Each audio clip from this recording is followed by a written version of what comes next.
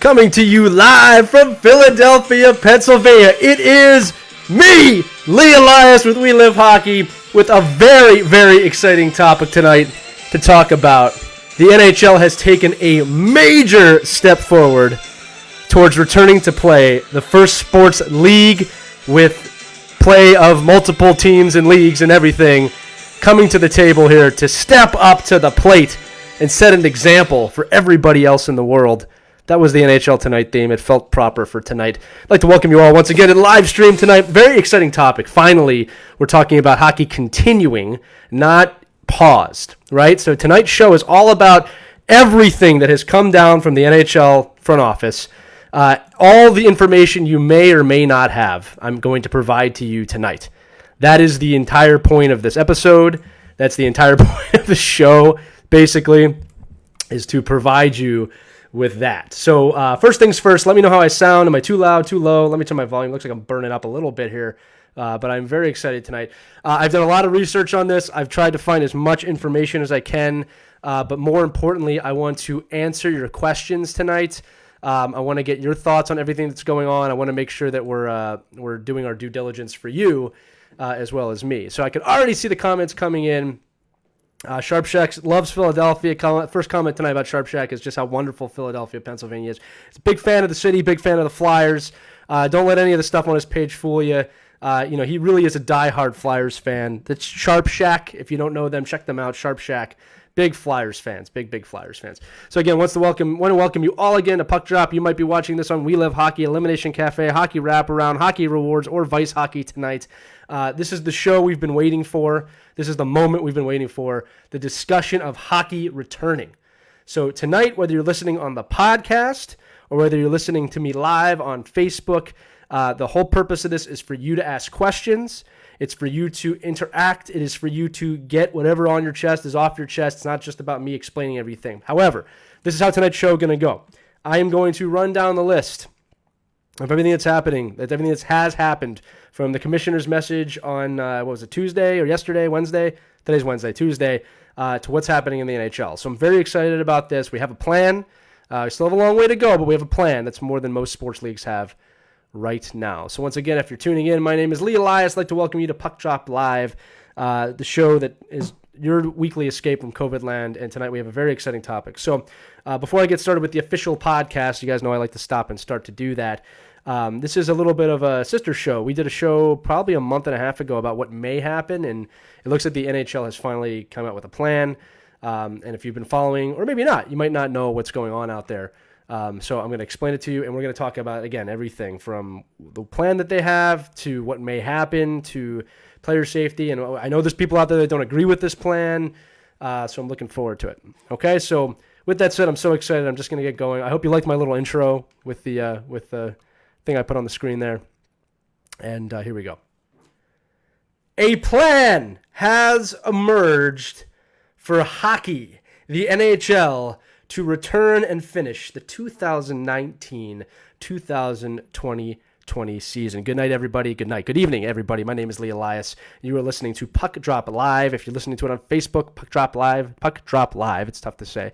We are live right now. The date is Wednesday, May 27th, 2020. Or you may be listening to this podcast pre-recorded and listening back to your ears and musical tastes or whatever. This isn't really music. Tonight, the theme is going to be the NHL coming back, the return to play program. We are moving forward from phase 1 to phase 2. There's a plan on the table. That is what's exciting. The dates are not decided yet, but there's something on the table, something tangible that we can sink our teeth into and really start to discuss the return of NHL hockey. So again, if you're listening to this after it's been recorded, I am recording it live on Facebook. Once again, we have comments coming in from around the world, Australia to Pennsylvania to Los Angeles to Canada and England and everywhere in between. It is an interactive show. If you want to listen to it, Wednesday night, 8 o'clock every week we do this. So let's jump right in. Let's go right through the NHL's plan to return hockey to us, the fan base. So first thing I want to say is this. There's been a lot of talk about whether or not they should do this. There are a lot of people out there that think, like, just cancel the season, just end it. It's not worth having the season. I don't agree with that sentiment. I think sports especially hockey for us, is a major part of North American culture, not just global culture. I know there's people around the world that want their hockey back, but I think this is something that we need, something we want. And the first thing that the NHL said, the first thing that Commissioner Gary Bettman said, both when they paused the season and also when they are talking about resuming the season, is that player health and safety and logistics and the safety of everybody is the number one concern. And I believe them. I don't think that's just something that they're saying. I don't think that's just something they're looking at as a hurdle to get out of the way.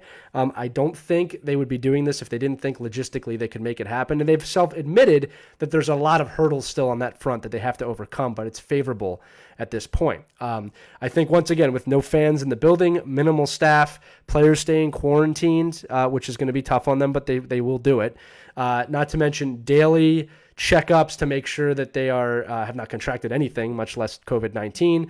I think the steps can be put into place with the NHL and the NHLPA for play to resume safely. Now, the real question, and we're going to get into this later, is different provinces and states and places in North America allowing or not allowing players to play. We already have heard that British Columbia is not too keen on having the games held up there. And again, we're going to keep this political free tonight, but there are some politics involved in the NHL's ability to come back. So the first thing I want to say is that I believe, and you can disagree with me here, feel free to comment on it, but I believe that the NHL and the NHLPA can safely return to play. I believe that there's enough precautions in place and that things can be done to ensure that people are safe. I believe that, okay?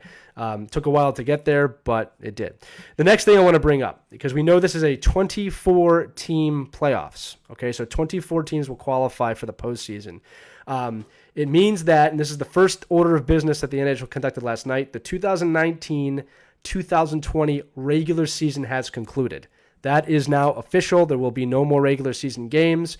It also means, and we'll get into this a little later in the show, that some of the regular season award winners have been taken care of now. Okay, the Rocket Richard Trophy and the President's Trophy have all been essentially awarded now. So we're going to talk about some of those winners later in the show. Obviously cut a little bit short in terms of who won and how many games they played, but it's done. So when we look at a 24-team playoff, the big topic that I've been bringing up over the last few weeks, both on this show and my other sports show, Geeks Who Like Sports, hosted with Ray Carcillo, is the integrity of hockey. That was the big question, is can you maintain the integrity of the sport if you change the way things are done? So here's the deal. Initially, I did not like the 24-team playoff idea. I thought it took away. I thought it was not a normal Stanley Cup playoffs, and I thought that whoever wins this is going to be continually referenced as the COVID Cup winner or the team that won during the coronavirus. As the situation has gone on now for over 2 months, I've warmed up to this idea of a 24-team playoff a little bit more. Now, here's why. Number one is I've swallowed the pill that whoever wins this year is going to be known as the team that won during the coronavirus. That was going to happen regardless of what happened. And I think that, and we'll go through the plan in a minute, the plan in place means the champion's a worthy champion of the NHL, albeit will never be the same as a regular season or regular playoff year champion. It's different. But what we may discover is it may be even harder to win the Stanley Cup this year than in most years. And the truth is this. This is the truth for all of us. And again, this is where you can disagree with me because I'm speaking for all of us, but this is the truth. I don't care. I want hockey back. All right? I'm going to watch this no matter what. I think we all want that. So this is what I said. Somebody on Twitter said that you're not allowed to complain as long as they're coming back. I don't agree with that necessarily. I think we're allowed to discuss it. I think we're allowed to have opinions on it. I don't think anybody's complaining that hockey's coming back, really. I haven't heard anybody complain that. I've heard some, again, health concerns. But here's the deal. If we want hockey, this is what we're going to get. And I think the NHL has done a really good job of coming up with a plan that keeps teams involved. A few teams kind of got screwed, but I'll explain that too in a minute. Okay? So I swallowed the pill. I'm ready for this. I'm okay with this. I'm willing to move forward with this. Again, the question's out there. Are you all excited about this? Number one. Again, we got a lot of comments coming in. I will get to those in a few minutes. Okay? So again, first thing first, the 2019-2020 regular season is concluded through March 11th, all games. So 189 games were left unplayed. They have been suspended. They will not be played. So if you have tickets through Ticketmaster or StubHub, make sure you get your refund now. What's going to happen now is 24 teams in the NHL, remember there's 31 teams, will resume play. If you see me looking off screen, it's because I'm looking at my notes here. All right, the top 12 in each conference on the basis of points percentage, they didn't just go on points, at the pause through March 11 will be seeded 1 through 12, okay? And then what's going to happen is obviously, you have two conferences. That's the 24 teams, okay? So since the league's pause on March 12th, the league has been in phase one with teams just self-isolating as much as possible. So since the NHL paused, the players have been instructed to stay home and isolate, which they've done for the most part. There's been very few cases of coronavirus within the NHL. Another concern, though, is a lot of international players have flown back to Scandinavia, Europe, and other countries where they come from. We know that from European travel, they have been cleared to come back, that the USA and Canada have opened up their borders to professional athletes, which some people are saying is unfair, but I don't really see that. I mean, travel can happen if it makes sense. This makes sense. Now, you can say it's gluttonous and that the priorities are messed up, but here's the thing. They're not stopping doctors from flying back and forth, so this makes a lot of sense to me. So now here's the next phase. Phase 2 starts in early June. So the plan they've presented takes effect in just a week or two, okay? So in early June, it's expected that teams will be permitted to return to their home facilities in small groups. So you're not going to see 25 guys on the ice at a time for voluntary on and off ice training. So something I have read and heard is that it's going to be groups of 6 on the ice at once, but not the full team. So essentially what that means is you could have 2 lines, your top 2 lines, or 1 and 4, 2 and 3, however they want to do that. And then your entire defensive core could be on the ice at once. I don't know how goaltending is going to work within that, but it's going to be ample ways for players to get back to the ice and at least get some conditioning done. That's phase 2, is just getting back on the ice. Phase 3, which is not earlier than the first half of July. All right, so mid-July is when they're looking to start playing, possibly a little earlier. Again, a lot of this is fluid. Formal training camps will begin after guidance from medical and civil authorities. So what that means is that they're going to try and get teams fully back into the arenas and monitor this heavily from a health and safety point of view and make sure that they have everything in place so that when they start playing again, that they know they're being as safe as possible. Okay. Now this is where the timeline kind of changes. So this is phase 4. And the time for this is to be determined. 24 teams in 2 hub cities. Okay, so only 2 arenas are going to be activated. Will compete in seeding rounds, a qualifying round, and a conference-based Stanley Cup final. Okay, so let's break that down. Okay, basically what's going to happen is the 4 leaders of each division are going to play each other in a round-robin tournament.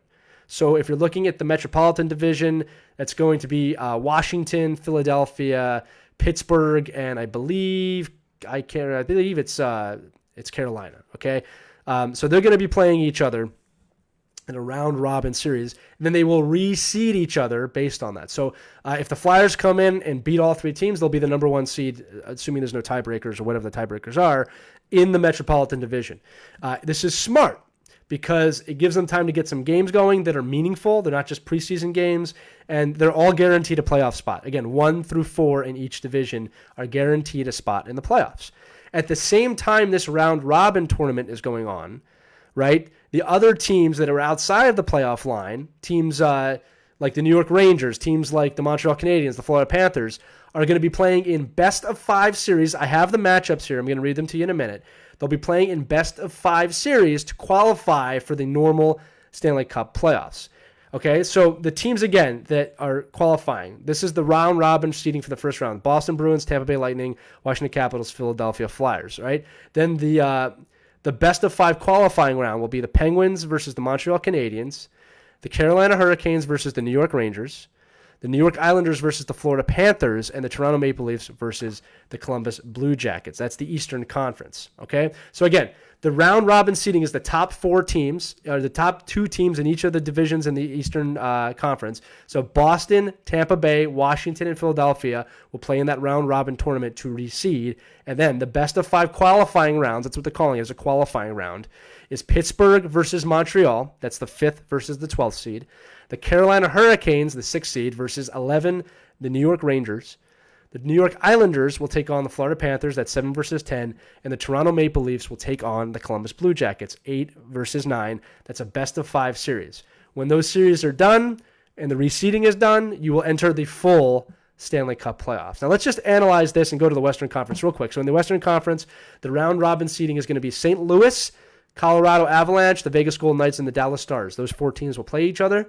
And then the best-of-5 qualifying round will be the Edmonton Oilers versus the Chicago Blackhawks, which is going to be a really good series. That's 5 versus 12.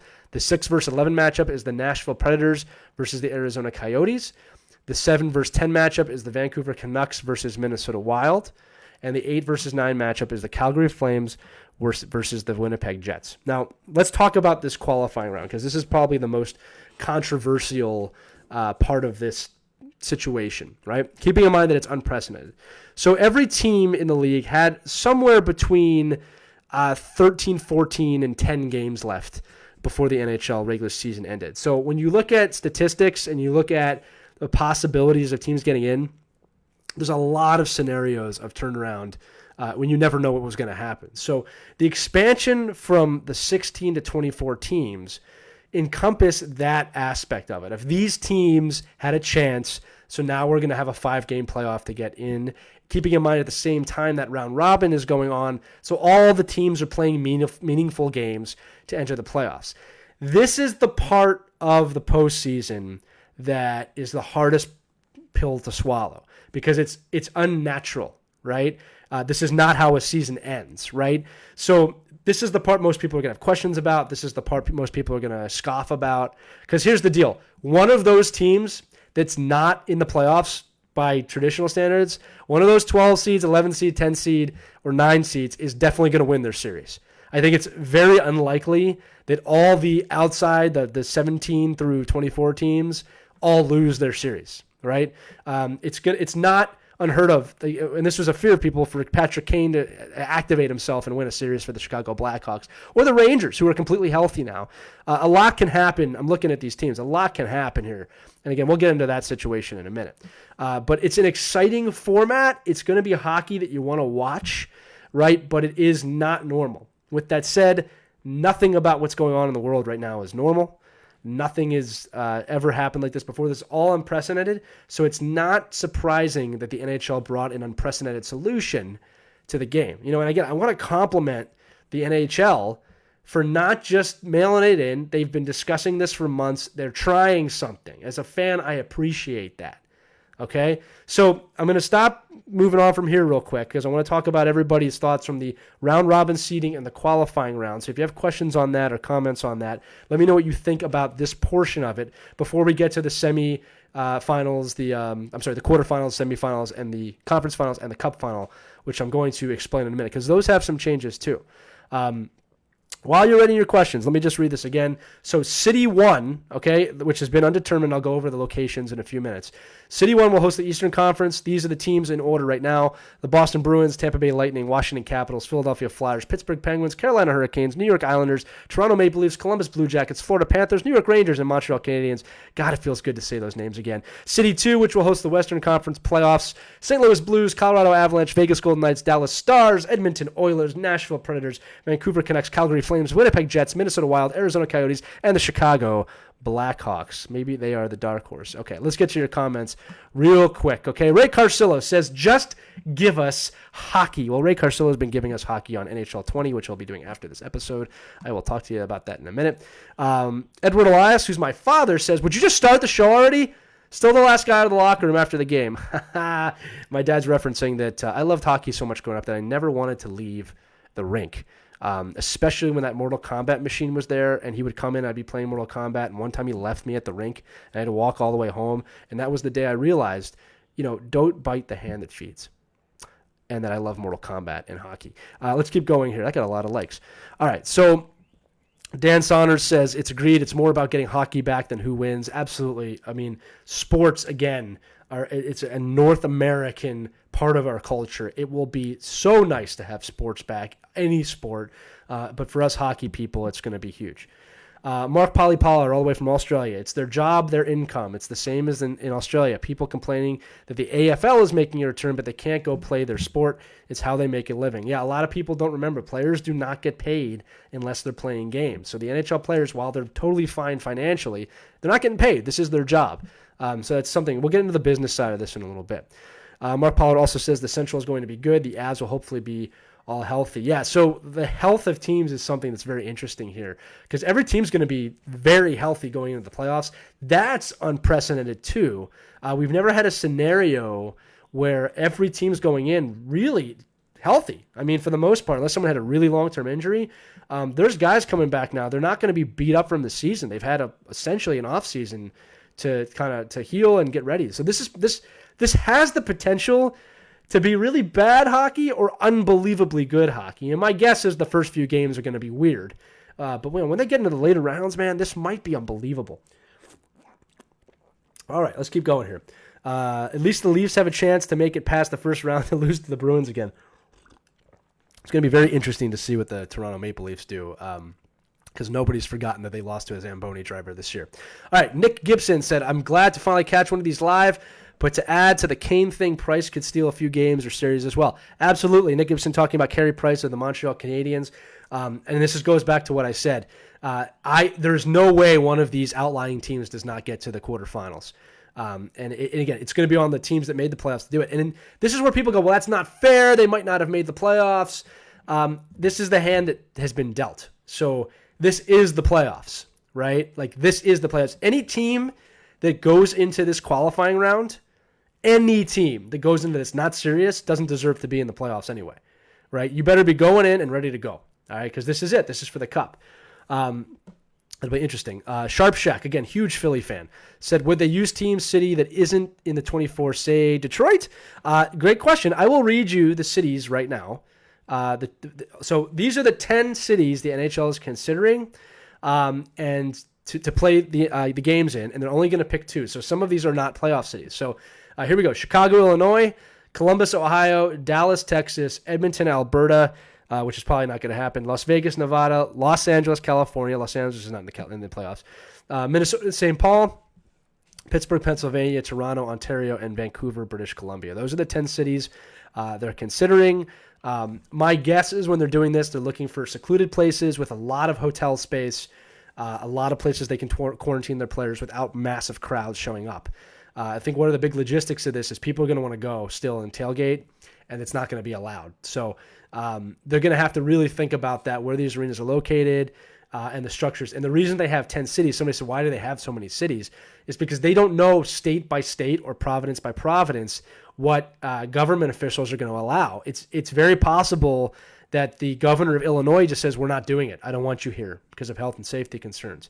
I can pretty much guarantee that Las Vegas will be on board. Los Angeles, maybe. The Staples Center, maybe, if they're really far past the virus. Las Vegas would probably definitely doing. These are just my guesses. I could see Minneapolis doing it and St. Paul. Pittsburgh is it's not secluded, but it's not the biggest city in the world. I think Toronto would be a mistake. Vancouver might make sense. Again, this all comes down to Canada. And like we heard today from British Columbia, they're not really interested in having this there. That's something to think about. Dallas would probably be a good one. But if you're asking me right now an Eastern and Western Conference location, my guesses would be Las Vegas and Pittsburgh would be your 2 cities right now. Although I could see Minnesota doing that as well. It doesn't really matter, right? They could put the Eastern teams in the Western Hemisphere. It doesn't not have hemisphere, but the Western side of the country. As long as they're playing, I don't think it really matters. But yeah, feel free to keep asking questions on that. But those are the 10 cities. Again, Chicago, Columbus, Dallas, Edmonton, Las Vegas, Los Angeles, Minnesota, Pittsburgh, Toronto, Vancouver. I'm a little bit surprised that North Dakota is not on this list. I thought that was going to be a good location, but they want to keep it in-house. So here's the deal again. Each conference, the Western and Eastern Conference, is going to be assigned a hub city with secure hotels, arena, practice facilities, and in-market transportation. Teams will be limited, this is another thing, to 50 personnel, that's it, in the hub city with only a small number of support staff permitted to enter the event areas. And timing and sites will be determined at a future date and will go dependent on COVID-19 conditions, testing, ability, and government regulation. So that's the logistical side of this that we just don't have an answer for. right? But time will tell. And again, they're talking about doing this in mid-June. A lot can happen in 3 weeks. A lot can happen with this virus. A lot can happen with testing and medical science. We don't know. An opposite could happen. We could have a second outbreak. We don't know. The point is there's a plan on the table. There's no way they were going to come back without that plan on the table. So that's exciting, okay? So again, let's go through this again. It's a competitive format. That's the key to this whole thing. Every game will mean something. And I got to be honest with you. Again, I was talking about this again with Ray Carsillo on our other show, Geeks Who Like Sports. It really made me uncomfortable at first when they were talking about this. I didn't like the idea. It was different. But I've really warmed up to it. Because if you think about it, it's a pretty cool idea. It's a pretty cool and innovative way to get the teams back together. Again, there was a couple teams on the cusp. Like when you look at the table, the standings, there's two teams that I think they were 1 or 2 points they were 1 or 2 points away from the 24th seed in the NHL, and they had games at hand. But that's just the way the cookie crumbled on this one, right? Like, I mean, they probably weren't going to make the playoffs anyway, obviously. So it's just the way it is. So again, we talked about the round robin and the qualifying round. Let's talk about what happens after that. So the first and second round of the playoffs, okay? After the reseeding has taken place and this qualifying round has taken place, we're going to go back to a traditional 4-round Stanley Cup playoffs. Now, what they don't know is, are these going to be 5 or 7-game series, okay? With that said, the conference finals and the Stanley Cup final will be 7 games. They've already said that, best of 7 series, all right? This is where it gets a little complicated because depending on when they start, they may want to make the quarter and semifinals 5 games as well because they do want to end the season. Now, I'm not for this, okay? I've heard a lot of analysts say that they're for it because they got to move the season along and get to next season. This is where I start going, okay, look, I can take this qualifying round and this round robin. It's pretty cool. It's different. There's 2 tournaments going on. It's exciting. You're going to want to watch every game. I don't like best of 5 series in the NHL. From my point of view, this is my opinion. Let me know your opinion. Let me know your point of view. The 4 rounds have to be 7 games. That's a true Stanley Cup playoff. It's a true Stanley Cup final. It's a lot easier for me to say that team deserved to win when I know they played 7 games. You got to remember, too, in a best of 5, you win 2, it's over. If you win 2, it's really kind of over. All right, it's one of those scenarios of, it is what it is. Now, with that said, you're also removing home ice advantage. There is no technical home ice advantage now in the playoffs. Which will be very interesting, to say the least. If the hub cities belong to one of those teams, I guess that's a home ice advantage, but not really. So it's going to be very challenging for the players as well to figure this out. That's why I think Vegas is a good hub, Vegas and Pittsburgh. Going back to some of your comments now. All right. This is what it should be like, no home advantage. Yeah, that's going to be a cool little monkey wrench into the engine here where there's no reliance on being a home team here. So it really just comes down to the hockey, which means that what I think you're going to see is hot streaks. Okay. I think you're going to see the very high potential of a team gets on a run and they keep going because there's nothing to stop. There's no travel. Right. So here's the thing. If 6 or 7 teams get like that, or even 4 or 5 teams get like that, all of a sudden you have this cool immovable object versus unstoppable force scenario. You could get some unbelievable hockey with that. So we'll see. Dan Saunders that says that Vegas makes a lot of sense. Ton of hotels, world-class facilities. Yeah, absolutely. And they're very much open. They very much want to be open. And like I said, I don't know how the casinos are there. I don't know if they're open or not, but that would be a fun place to go. Similar to how the NBA is very close to having the players go to Disney World to finish the NBA season there, which I think is a great idea. I think Vegas makes a lot of sense. You could keep the players somewhat entertained out there. Nick Gibson says, maybe first round 5 games if they absolutely had to, but I agree otherwise. Yeah, that's what I'm saying. The qualifying round makes a lot of sense for a best of 5 with a round-robin tournament. That's that, okay, here's how we're going to really end the regular season competitively. I can't. I'm going to have a hard time with that best of 5 if it's the first and second round. Again, they're trying to do it. So here's the thought process behind that. I should have went into that. The reason why they might want to do a best of 5 in the quarter and the semis is because they need to get this season done so they can get to the draft, they can get to the free agency period, and they can get to next season. Because there is talk. They're going to probably push back the 2020-2021 season a little bit. It might start later in October or early November. They don't want to hit the NFL season. There's a lot of things that go into that. I know that the NHL also wants to test the possibility of starting the season later. So this might be something that continues. If they start in mid-October or early November and they like the way that feels, they may continue to do that year after year. It's all uncharted territory. So we'll see what happens. Caitlin Reese, huge fan of the show, also a member of We Live Hockey. Very proud to have her on board. She is an asset, and I know she's listening, but we really could not do this without you. Says they should have the East teams play in the West facilities and vice versa. That would be really funny if they did that, right? Like you said, it doesn't really matter where they play. I guess if I'm an Eastern Conference team, I mean, the time zone thing's a little bit of I'd want to be in my time zone, but at the same time, I mean, it won't matter once they get going. There's the question, though, of families. Again, we're going to get into that, the quarantine side for the players in a little bit. A lot to discuss on that. Mark wants them just to go to Australia and play over there. Not a bad idea. I don't think you have the facilities for that, but that would be fun. And then Mark says that Lee can play, call it a work trip. Yeah, well, listen, this is the truth. I was actually just talking with my father and Travis about this today. This is the longest I've ever gone. It's not just me, obviously. This is the longest I've ever gone since the first day I played ice hockey without playing ice hockey. I have never gone on a stretch this long without being on the ice. I did pretty well with this for the first 5 weeks.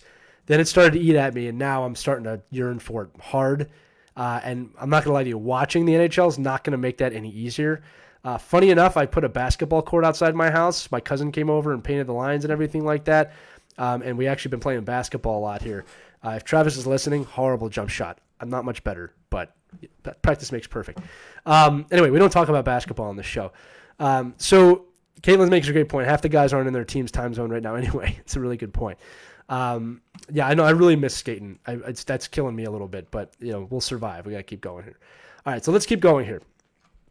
Okay, so the next phase of this, all right, after the season ends, or the thing they had to plan, is the 2020 draft. All right, now this is very important because there's the draft lottery, right? So I'm going to read to you what they wrote and we'll analyze it. The NHL Draft Lottery will determine the order of the first 15 selections of the 2020 draft. The picks will be awarded to the 7 teams that do not resume play and the 8 teams that do not advance from the qualifying round, or the teams that acquired their first-round picks. I'll explain that right now. So what that means is this. You have several teams that didn't make the playoffs, and then you have teams that are in the qualifying round. Now, typically, the lottery is based on how the regular season ends, meaning that there's 15 teams that don't make the playoffs. It's very easy to see. You go from the bottom to the top, the team that was closest to the playoffs, and then there's a percentage chance of you winning the draft. So now they can't do that until this qualifying round is done. Now, it's easy for us to sit here and be like, well, that's fine. When the qualifying round is done, just reseed it. It doesn't work that way because teams need to know what pick they are. This is a very important part of an NHL's lifeblood is the draft. So they need as much time to prepare for the draft as possible. And there's a huge difference between getting the 6th pick in the draft and the 15th pick in the draft, right? So this is how the draft lottery is going to go. Phase 1 of the draft lottery will be conducted prior to the qualifying round on Friday, June 26th, okay? 3 draws. The first draw will be for the first overall pick. The second draw will be for the second overall pick, and the third draw will be for the third overall pick. Okay, so this is where it gets a little confusing. Clubs entered. The 7 teams that do not return to play, ranked in inverse order of their points percentage at the time of the regular season pause, and 8 placeholders, follow me with that, to represent to be the determining qualifying round teams that will not advance, thus maintaining previously established odds. So what's going to happen is this. These are the 7 teams we know. The Detroit Red Wings, the worst team in the league this year. The Ottawa Senators, this is going down. All right, the Ottawa Senators, again, because they have a trade in there. So Detroit Red Wings, Ottawa Senators, Los Angeles Kings, Anaheim Ducks, New Jersey Devils, and Buffalo Sabres are all the teams we know that will not make the playoffs. Again, the Ottawa Senators got two of these picks because of a trade with San Jose that they had. Now, this sucks for San Jose because they would have been on that list. So this is one of those things. Turned out to be a horrendous trade for the Sharks because Ottawa now has the potential to get 2 tops picks. It's possible they could get the 1 and 2 pick. That's very possible, okay? So, again, what's going to happen is they're going to do a draw, and they're going to see from 9 – I'm sorry, I should have said this. So those are the 7 teams that are out. Then it goes 8, 9, 10, 11, 12, 13, 14, 15. It's just Team A, Team B, Team C. So when they do the draw, if Team D gets something, that will be whatever the 11th place team is. Again, they're going to have to reorder the draft based by how the qualifying round ends. Again, it's a little bit confusing, but the idea is this. They're going to draw with the 7 teams they know and the rest of the teams they don't. And if one of the teams that they don't know who it's going to be wins, it will just be a placeholder there. Now, with that said, it's very, very unlikely that any team from 8 on is going to get the first pick just because it's like a 6% chance or below. Like Detroit has an 18.5% chance of getting the first pick. Ottawa has a 13% chance of getting the first pick. So it's very likely that the top 8 teams or 7 teams are going to be on that list. But as we know, someone's going to fall, someone's going to rise. All right. So, and again, the first draw, if the winning team of the first draw is from the 1 through 7 group, meaning the teams we know, that team wins the right to possess the first overall pick in the 2020 draft. Now, this is where it gets weird. If the winning team of the first draw, the first overall pick, is the 8 through 15 group, the unknown teams, the right to the first overall pick will be determined in Phase 2 of the draft lottery. This is where it gets really weird. So after the first draw, again, if the winning team from either 1 through 7 or 8 through 15 will no longer be eligible for the second or third draws, okay, that means that, like, again, if you're ranked there, you're not going to get drawn again, okay? All number combinations originally assigned to this team will become redraw combinations for the second and third draws. The remaining team's odds will increase on a proportionate basis for the second draw based on which team wins the first draw. Again, this is where I'm probably losing a lot of you. Don't worry, I'm going to explain it. All right, the second draw. If the winning team of the second draw is among the 1 through 7 group, that team wins the rights to the second overall pick. If the winning team from the second draw is from the 8 through 15 group, meaning that they don't know who that's going to be yet, the right to the second overall pick will be determined in Phase 2 of the draft lottery. This is so forth and so on. The third draw works the same way. Okay, now this is where it comes together.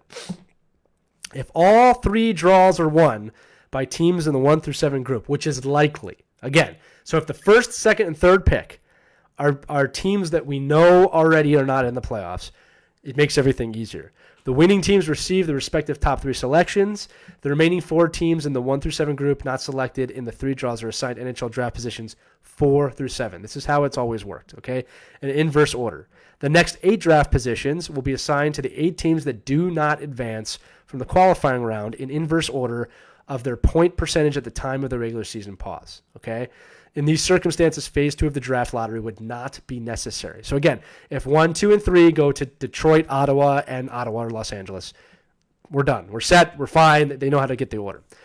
If it changes, if the draws for the corresponding sections are conducted during Phase 2 among the 8 qualifying round teams that failed to advance. So that means Phase 2 of the draft lottery, if necessary, will be conducted between the qualifying round and the first round, meaning that if one of those 8 through 15 teams gets the first, second, or third pick, they're going to have to wait for the qualifying round to end to know who that's going to be. Again, it's all a little bit confusing, but it's one of those things, it makes sense. It makes sense. It's fair with how they do the draft. With how they do the draft lottery, this is fair. If you don't like the draft lottery, it's not fair. But it's pretty interesting how they've done this. I'm going to say this again. It's extremely, extremely unlikely that one of those 1 through 7 teams will not get 1, 2, and 3. Okay, just the way this goes, but it's possible. It's very possible. The other thing, too, is can you imagine, like I said, let's just use the New York Rangers. Can you imagine if the New York Rangers end up eliminating the Canes? Or if Montreal somehow takes off Pittsburgh? It makes things very confusing and very weird. But that's how the draft is going to work. It's important to know, all right?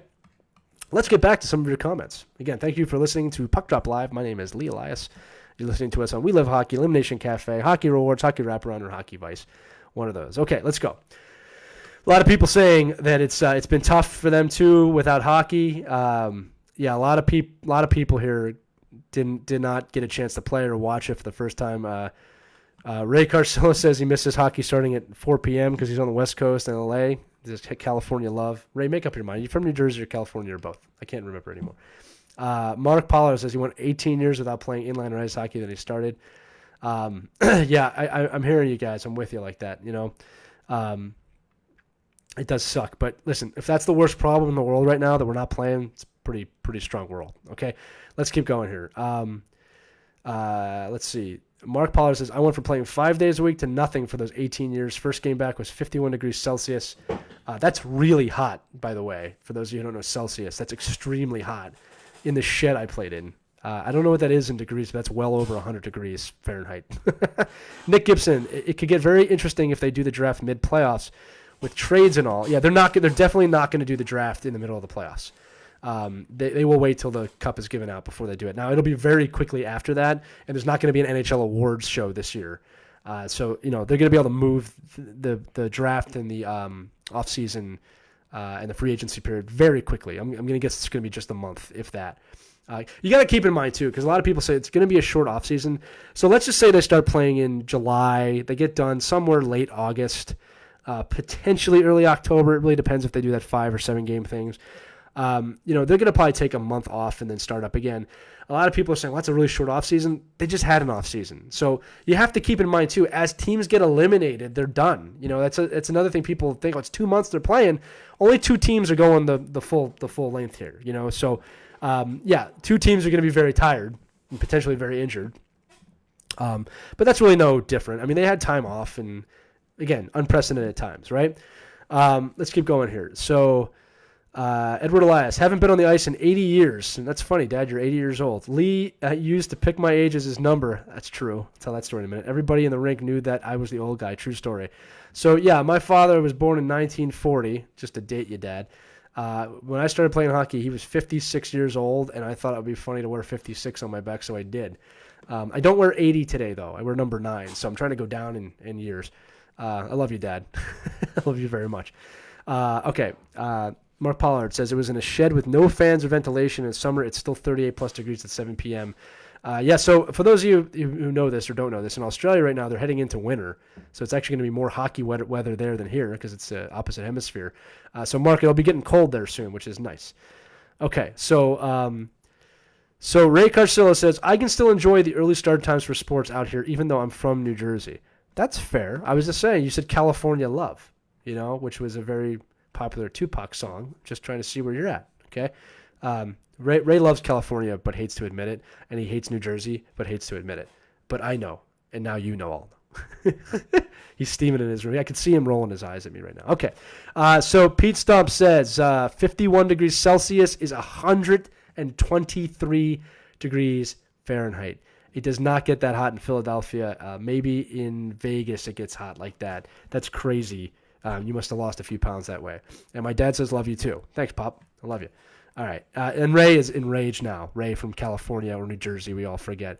I can't read what he wrote, but he's not going to rage quit this episode. And he can't really do anything to me right now because I'm on the microphone, but he will probably get me back when we do our next episode. Anyway, let's keep going here. Okay, so you understand how this is going to work. That's pretty much the playoff format. Let's talk about the players a little bit. Let's talk about the NHLPA and the NHL. The first thing I want to say is, in my lifetime, there has been 2 shortened seasons and a full season lost due to lockout, due to CBA agreements between the NHL and the NHLPA not coming together. And I got to say, they came together here. They voted on a plan. It was not unanimous, and they got it done.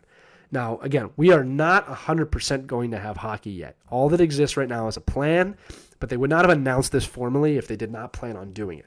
That's very important to understand. Okay, I want to commend both sides, the NHLPA and the NHL, for really working together here and finding a solution. All right, it's not something they've done well in the past, and it's something that they did rather quickly here. They just didn't seem to have too many problems. Now, some of the NHLPA or player problems are obviously going to be mass quarantine, so they will not be allowed to be around their families at the start of this. That may change throughout the playoffs. They probably won't be around to be each other too much, right? So I'm imagining that players may be in a room with each other. They may not. I mean, we don't know, right? I mean, I don't think they're going to be in just a hotel room by themselves, but they're going to be in small groups. It's going to be an interesting coaching challenge when you think about it, to have to manage a team when they're so far apart. Excuse me one moment. I apologize. It is a live show. So that's going to be very interesting to see. That interests me from a coaching standpoint as a coach, how they're going to have to maintain that team bond. Now, with that said, we had players saying, I don't want to play in the COVID Cup. We had players saying, I don't want to do this type of thing. If it's not the season, just cancel it. To each their own. All right, I'm not going to criticize any player for wanting or not wanting to play. There's also the scenario of what if a player says, I don't want to play, I'm deciding not to play. I don't have a problem with that either. All right, that's completely their choice. I don't think you'll see that. And if you do, it's probably not going to be more than one or two players. Some of it might be logistical if a player can't get back here from Europe, right? I think they will all play, to be honest with you, because they're not going to get paid if they don't. But I'm not going to judge. If a player says, I don't want to do it, I don't think it's safe, I'm not judging that. I think that that's absolutely within their right to do. You do have to understand the two-way conversation that takes place with that, though. Okay. Then there's the other thing, too, of what ifs. What if a player gets it during the playoffs? This is where the testing comes into place, right? It's very important that the players have some sort of tracing app probably. They report in every day if you have a fever or anything like that, which should not happen if they're quarantined, okay, and they're doing it correctly. That needs to be reported and stopped. Someone said, well, if a player gets it, do they stop the play? I'm going to guess no. I'm going to guess no. If someone catches it, there's enough ways to catch it now that you should not be in too much contact with people. I have been told, but I don't know if this is true, that the players may wear full cages. You got to remember that, as we know right now, coronavirus is spread through droplets. So there's precautions you could take potentially to really minimize that kind of contact. So that will be an interesting hurdle, and I'm sure we'll hear more about that in the coming weeks of how they're going to prevent that. But yeah, look, I give them credit. You have to understand that the players, the owners, the staff, they're doing this. They are it's like a frontline worker situation, although not as serious in terms of what they're doing for us. Or maybe it is, but they're putting themselves on the line so that we can have sports. All right. I think that's really important. Same thing with the NHL. You know, the other part of this conversation I wanted to have is about the money. I've heard several comments from fans saying that they're greedy and they're just doing this to make money. Let me tell you something. They're losing money on this. There's no scenario here where the NHL is making money on this situation. Okay. Well, what about the broadcast rights? What about this? First off, the number one revenue source for NHL teams is tickets sold, fans in the seats. There will be no fans. So right then you're losing massive amounts of money. They just took away 180 plus games, regular season games. You do the math on that. If there's 20,000 people in an arena, or just do 15,000, let's just say conservatively they spent $50 a ticket times 19,000. Let me get my calculator out here. So let's just do this, okay? 19,000 fans, okay? I'm sorry, let's go conservative. 15,000 fans. We all know I'm bad at math. Times $50 a ticket. That's $750,000 a night. That's if you don't buy hot dogs. That's if you don't buy anything, right? You multiply that by 31 teams. That's, let's see, $23,250,000, okay? That's for one game for every team, right? And now you multiply that by 100, you're in a lot of money. You're in the billions now, okay? So this is my point. They're not making money here, all right? They're going to lose money no matter how they slice it. They might make a little bit back from the broadcast revenue, but it's not. They're losing money. Okay. Not to mention, it costs money to keep these arenas open. It's only going to be 2. There'll be revenue sharing with this. This is not being done to make money. Not to mention they have to pay the player salaries, right? They're doing this to keep their brand alive. They're doing this to keep hockey alive, and they're doing it. And I never say this. They're doing it for us. They're doing it for their fan base. That is the thing that has impressed me the most of this situation, is that I just get this feeling of we need to give this to the people.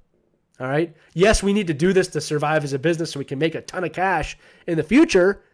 Okay, I'm not denying that. But I get the impression they're doing this because they know we need this. They're doing it because they know that they have a place in society. Maybe this is an optimist view. I don't know. Tell me if you agree or disagree. All right, they're doing this too because the NHL, they've always been like this. They want to be the first league back. All right, that's a big point here. The NHL is going to be the first sports league that's done this, and already the NBA is following suit. There's been plans on the table for the NBA today. All right, MLB is having typical MLB problems, which they'll figure out because their players and owners can't ever get along, and now they're having money problems. Which is if you want to hear me discuss that, we'll discuss that on Geeks Like Sports. All right. And then football will probably find a way to start too. But I give them a lot of credit. Okay, let's go back to some of your comments. Ray Carcillo says, would that mean no fighting in the playoffs or maybe larger penalty for removing the helmet to fight to help prevent the spread? My guess is fighting will not be allowed. It will be a temporary restriction on fighting, or it may be removed from the game forever. I mean, if they needed an excuse, this is the excuse. I would guess that fighting will not be allowed. Again, with that said, how do you enforce that, right? If two guys fight, it's either going to be you're suspended or you're out of the game. I don't know. My guess is going to be they're not going to fight. And here's the thing, is like, with what's going on, I'd say 99% of the players would be like, probably it's not smart to fight right now. But you'll get that 1% that may. I don't know. We'll find it. Maybe fighting will be allowed. Who knows? All right. Heavier penalties and stricter player safety guidelines, maybe. So we know there's going to be stricter safety guidelines already. We just don't know what they're going to be. All right. Pete Stump says there usually aren't too many fights in the playoffs unless we get the Battle of Alberta, which would be awesome. There's a lot of aggression, not a lot of fighting. You're right. Caitlin says the NHL loves us. Yeah, it's the first time I've been able to say that in my life, really with confidence, but it's true. My Edward Elias says, as long as I start that licking faces thing, that was Brad Marchand in Boston, and they made a rule about that you can't do that because he did that one year. Let's go. Ray's letting us all know that he caught a legendary Pokemon today. Way to go, buddy. Wrong show is correct. I don't know how many people here care about Pokemon Go, and so forth and so on. Okay, so the last piece of this, all right, because I've been going for almost an hour now, is what happens after this. Now, that's the great unknown, okay? So a Stanley Cup champion will be awarded, all right, which I'm excited about. And what will be very interesting about the Stanley Cup this year, what will be very interesting is when we look back on this year, will we say that it was an exception, that was the year of the coronavirus, and man, that team that won was good, but I don't know if they would have won in a regular year? Or will we say that, man, that was unbelievable. That was the best playoffs I've ever seen, and they really deserve to win. That's going to be up to the players to provide the greatest entertainment in sports history. It'll be very interesting to see. Okay. Now, with that said, this is what a lot of you have been waiting for. We have to predict a Cup champion now. Now we have to do it. If the NHL gets the play-in, we have to predict a Cup champion, which is now the hardest thing ever. Because you have no momentum, you have nothing, you know nothing. Your favorite team could come back. The Rangers could come back for Ray Carcillo and be the best team in the league, or they could be horrendous. Right? The Flyers, who are the hottest team, they were statistically going into the break, could be horrendous. Everyone's healthy. We don't know. I want you to type into this conversation right now. Who is your pick to win the 2020 Stanley Cup COVID Cup champion? Who will it be? And also let me know which outlying teams on that qualifying round are going to go deep in the playoffs. Right now, let us know who it's going to be, and then I'll tell you who I think it's going to be. You can tell me who's going to be in the final, who you think is going to win, so forth or so on. Let's hear your thoughts on that. So let's see. Pete Stump says, if one of the play-in teams wins, it will not feel right. Yeah, I agree with that. But at the same time, if one of those teams kind of runs the house, it's pretty impressive. But yeah, if the Rangers or the Canadians win the Cup, they're never going to be able to say, outside of their city that that's a legitimate championship in terms of the eyes of the fans around the world. They're just never going to get that. Now, for that city, it will be, and no one will stop that. We hear this about Chicago when they won the Cup in that lockout year, with half the year was locked out, and so if they had the full season, I mean, they were dominant that year. But here we go. Ray Carcillo says the New York Rangers will be the Stanley Cup champions. Ray, I don't agree. I think what's going to be interesting for a team like the Rangers is whether they get past the qualifying round or not. They're getting free playoff experience that they might not have gotten, and that's super duper valuable for the Rangers because they're a really young team. So they kind of win no matter what, in my opinion. There's a lot of teams like that. Mark Pollard says it's going to be Avs Flyers in the final. Avs win Game 7 in OT. Boy, you'd like that, Mark, wouldn't you? I'd never be able to let that down. Caitlin says, someone said that this should not be looked at as like that because these guys are doing something more difficult than playing playoffs in this situation. I don't know how I feel about that take, but it's interesting. Yeah, look, this is one of those things that we can make guesses, but hindsight will be 20/20 on this. We're not going to really know how we feel about this till it's over, right? I do know that when the first game begins, I will crack open a beer and cheers to all of us for having hockey back. Nick says Flyers, hopefully, but I guess Washington or St. Louis. That's an interesting pick. Caitlin says, I like that the Avs will have health on their side. I'm excited that we have JVR, James Van Riemsdyk, for those who don't know, back in Philly, potentially Patty too. Pete Stump says Blues Caps final, Blues win in 6, Winnipeg goes deep. Again, I'll give you one more second to get your picks in. Here's the thing. When I look at this situation, I've tried to analyze this as kind of a coach, kind of as a hockey analyst, which I'm not officially, but I like to think I am sometimes. There's 2 teams in my mind that really stick out that if they're really healthy, they could go very far. One of the teams is one that no one's talking about. And when I bring this up, it's going to kind of raise eyebrows, but also at the same time be like, that makes a lot of sense.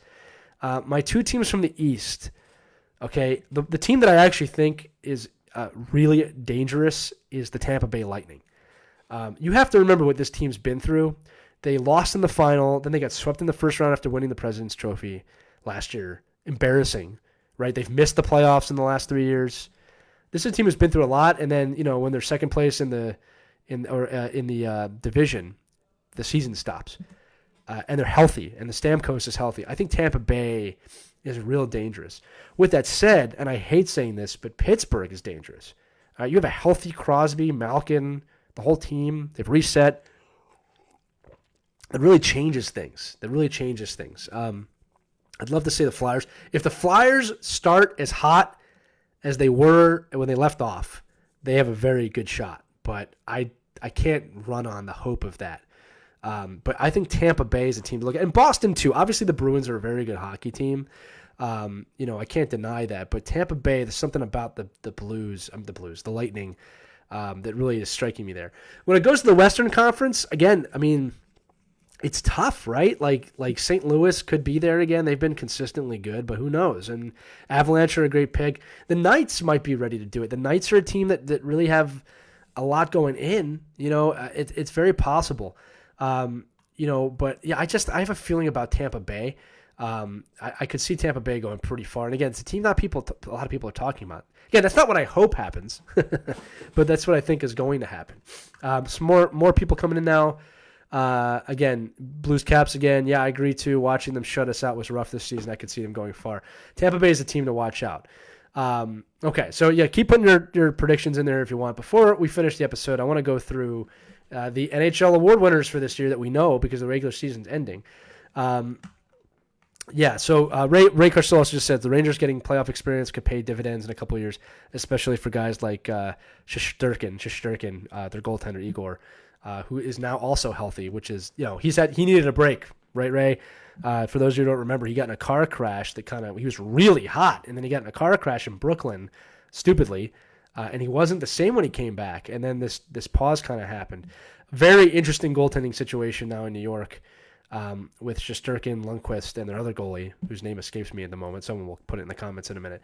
But it's very, very interesting what might happen. Okay, before we close this out, and I want to remind you before we finish that about 15 minutes after we end this episode, if you're watching it live, Ray Carcillo will be going live on his Twitch channel. He'll put a link into the comments right now. It's twitch.tv/Ray Carcillo. Georgiev was the other goalie. Thank you, Ray. Make sure you watch that because he does live play-by-play while playing NHL, and he's trying to bring the Rangers to the Stanley Cup final. In the game, I challenged him to play as the Rangers with about 10 games left, and he did it. Made the playoffs. He stormed through, I believe, the Washington Capitals in the first round, and I don't remember who he played in the second round, but he's doing that. So let's go through some trophies here. Handing out a few trophies. Alex Ovechkin and David Pasternak share the Rocket Richard Trophy because they both have 48 goals in the regular season.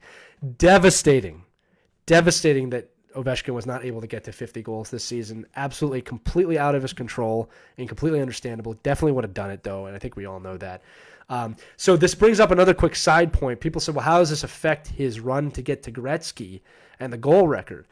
Isn't it unfortunate that he's losing some of these games?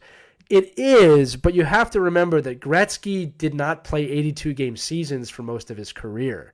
So Ovechkin, even with this, because it's only 10 games, Ovechkin will still have the opportunity to play more games in a shorter amount of time than Gretzky did. That's something that nobody really talks about with this record.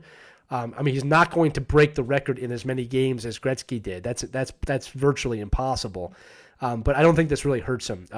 If you think about it, 10 games, if he ends up 5 goals away from that record, then it's like, man, that coronavirus really didn't help him out too much. But yeah, okay. So Ovechkin, Pasternak share the Rocket Richard Trophy with 48 goals. It's the 9th win for the Capitals captain. 9 times he's won that trophy. That's incredible. And it's the first time for Pasternak of the Bruins. Third time the award will be shared, and the first time since Stamkos and Crosby shared it with 51 goals in 09-10. Oilers forward Leon Draisaitl wins his first Art Ross Trophy with 110 points, which is pretty amazing when you think about it, because he's not Connor McDavid. He's the only player to reach the 100-point mark this season and finished 13 points ahead of his teammate, Connor McDavid, who hit his jersey number 97. Draisaitl also led the league with 67 assists and posts crossbars hit with 14. That's not a stat I'd want to be known for.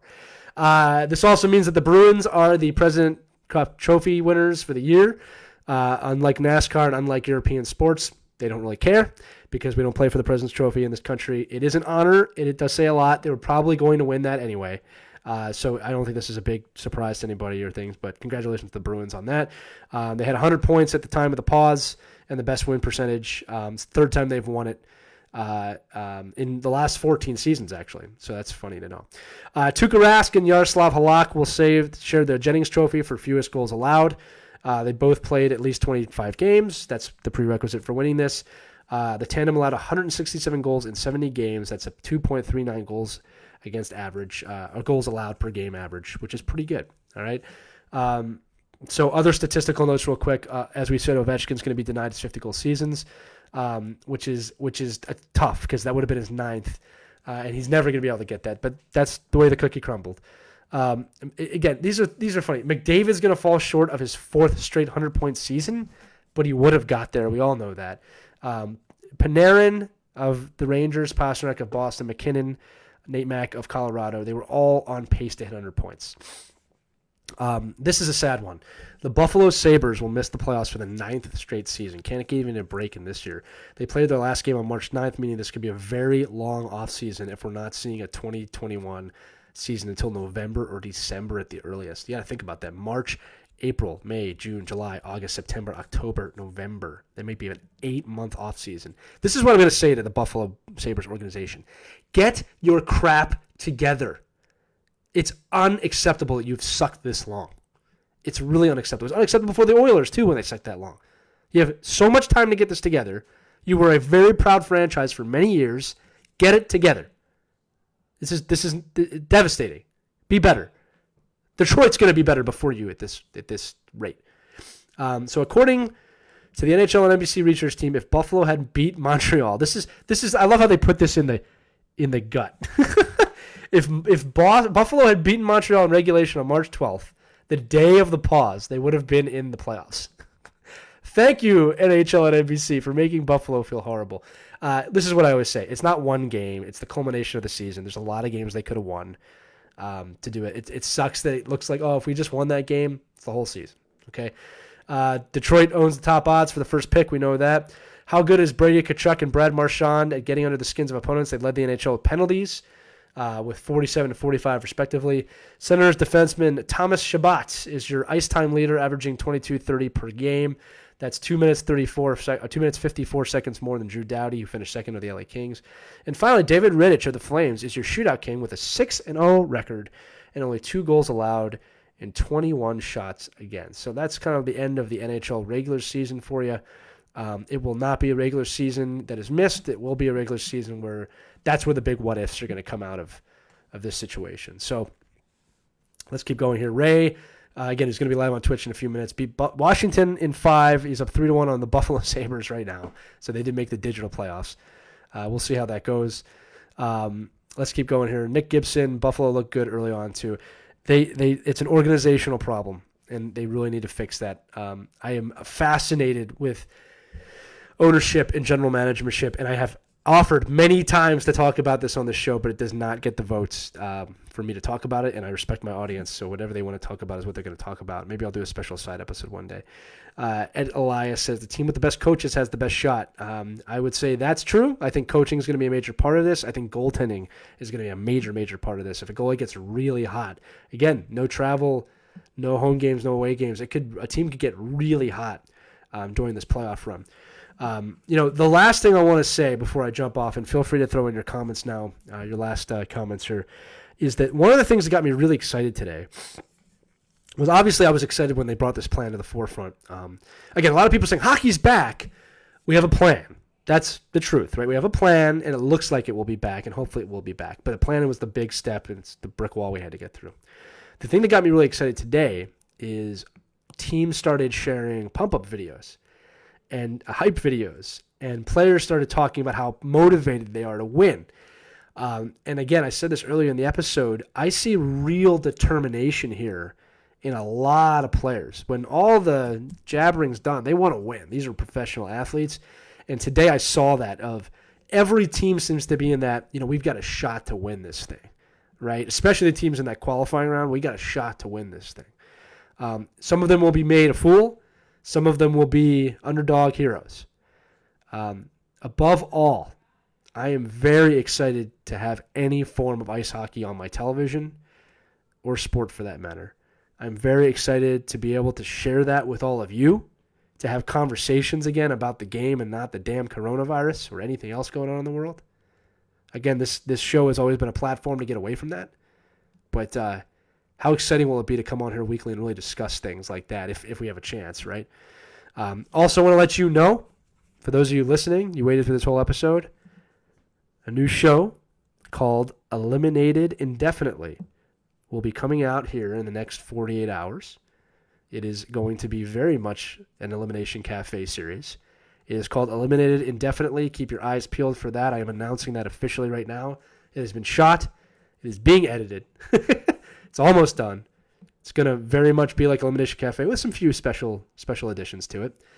I think you're all really going to enjoy it. We really worked hard on it. It was tough to get it. We had a lot of stuff to do to get to the point where we could even begin recording and writing that. So I'm looking forward to sharing that with you.